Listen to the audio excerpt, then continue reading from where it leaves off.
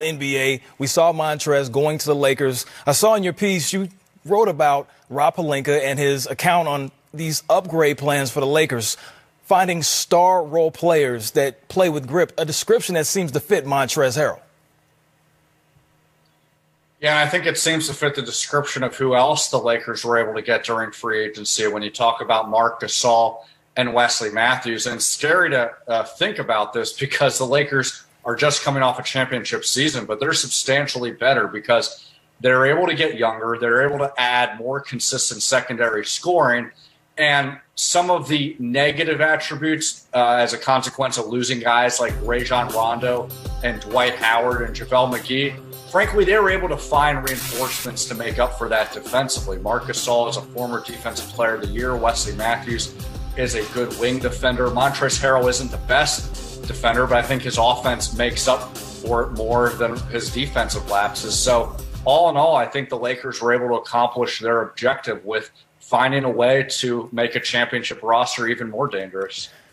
We saw how dangerous that roster Rob Pelinka constructed was last season, and he was an individual that finished 6th in the Executive of the Year voting. He managed to do a pretty good job. How is he going to address losing a player like Rondo? What are the Lakers going to do with that gaping hole in their backcourt? It's a good question. Look, Rajon Rondo is a valuable piece, especially during the playoffs. So they still have some roster spots left. My hunch is that they're going to try to fill that backup point guard position. But the reality is they were able to offset some of those intangibles that Rajon Rondo provided in terms of veteran leadership when you're looking at a guy like Marc Gasol. Yes, obviously it's apples and oranges as far as differences go, but the veteran presence is still there. And then as far as, some of the negative things about Rondo, look, he was coming off a lot of different injuries throughout the year, and there was some concern entering the playoffs. Was he going to be able to stay healthy? So in some respects, the Lakers down the line may have been dodging a bullet because you just never know at someone at Rondo's age, will health issues persist? So the fact that they got younger, I think the odds are increasing that they're going to be having a much healthier roster, especially come playoff time. Now, looking at that roster, we saw that Anthony Davis said he was going to make his announcement after Thanksgiving. So as an executive, when you're in that position, how did that help the Lakers in making these moves prior to him making his decision? Well, it certainly helps the Lakers that they have strong assurances that Anthony Davis is coming back. If they didn't, then this would be a real cause for concern because he was the second best player on the team. I think organizationally speaking, they're trying to set up a system where LeBron James can pass the baton to AD to become eventually the #1 focal point on the team because LeBron's going to turn 36 in December. So I think what the Lakers were able to show with Anthony Davis is, look, they have a pretty good track record of upgrading the roster even more. Some of these moves, specifically with Montrezl Harrell and Marc Gasol, is going to make life easier for Anthony Davis. But the reason why AD still hasn't formally committed has nothing to do with any concerns he has with the franchise. He's really trying to calculate what should the contract look like. Should he go for a long-term deal? Should he go for a 2-year deal so that he's a free agent the same year as LeBron James? So that's kind of the number crunching that he is going through. But I'm sure that the fact that the Lakers were able to,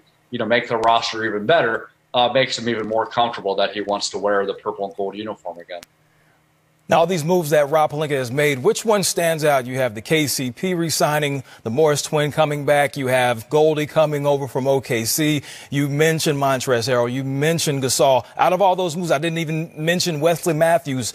Which one do you think is the most valuable addition that they've made so far?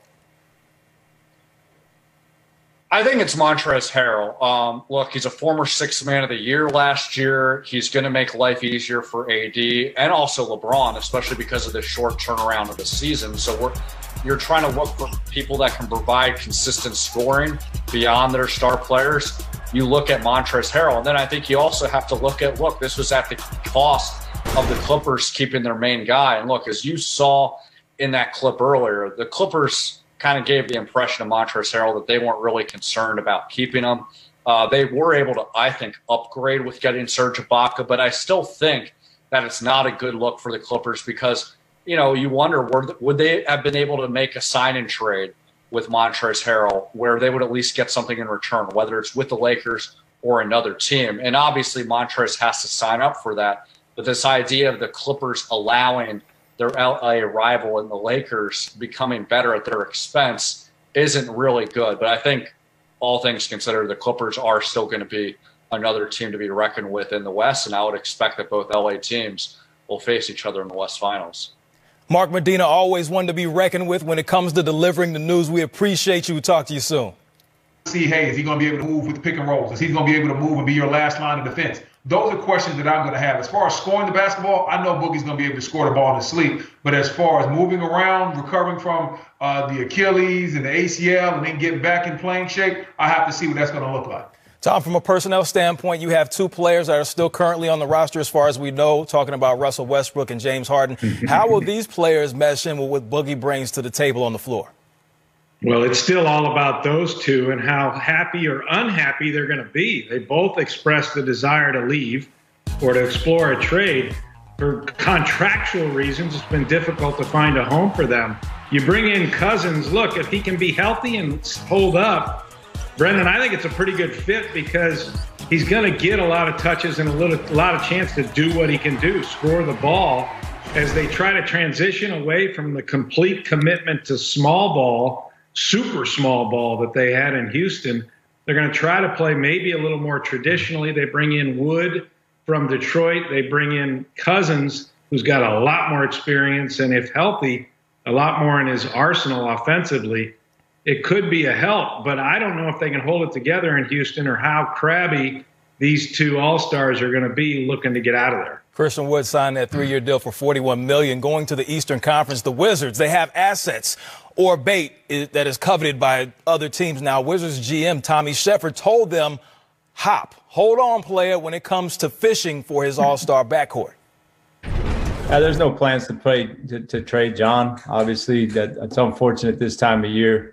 I think the bait and tackle shop's wide open for business. There's a lot of people that get excited on the internet or whatnot. But I was with John this morning. I watched him work out. He had another fantastic workout.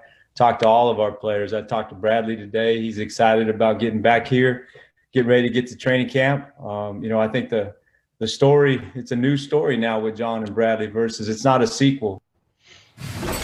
Some might look at this as gamesmanship. Some might look at it as the real deal. Tom, coming to you, buy or selling what GM Shepard is saying about his backcourt?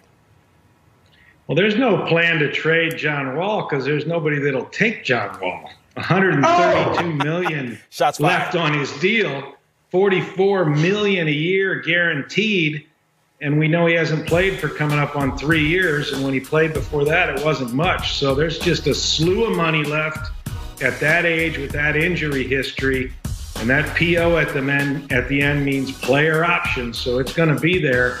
It's a ton of dough, and we just simply haven't seen this player that we're seeing in the highlights on the floor in such a long time. I hope he can come back. I hope that backcourt is reinvented in a way that Tommy Shepard was selling today, where he says Wall's shooting the ball better. We know how Beal's evolving. They would each be better with each other, but that hasn't happened in now years. So we just wish him well, hope he comes back. But trust me, Tommy Shepard would trade him in a second if somebody would take it. We've seen contracts in the past. Hey, B. Wood, you already know. Go ahead. Man, Tom. Man, my man Tom Penn just giving you the real deal. He giving it to you straight with no chaser out here. I'm not sure whether Tommy will trade him or not. But I will say this. I think that he does believe that John Wall will be back next year. He does believe that this backcourt will have a big say in how the Wizards will be playing. I think the Wizards are going to be an exciting team. From what I've heard, John Wall looks good. He is shooting the ball better in his workouts. He looks like he's in good shape, too. And that's the biggest thing. Coming off these multiple injuries, how good of shape can you be in coming into a camp that's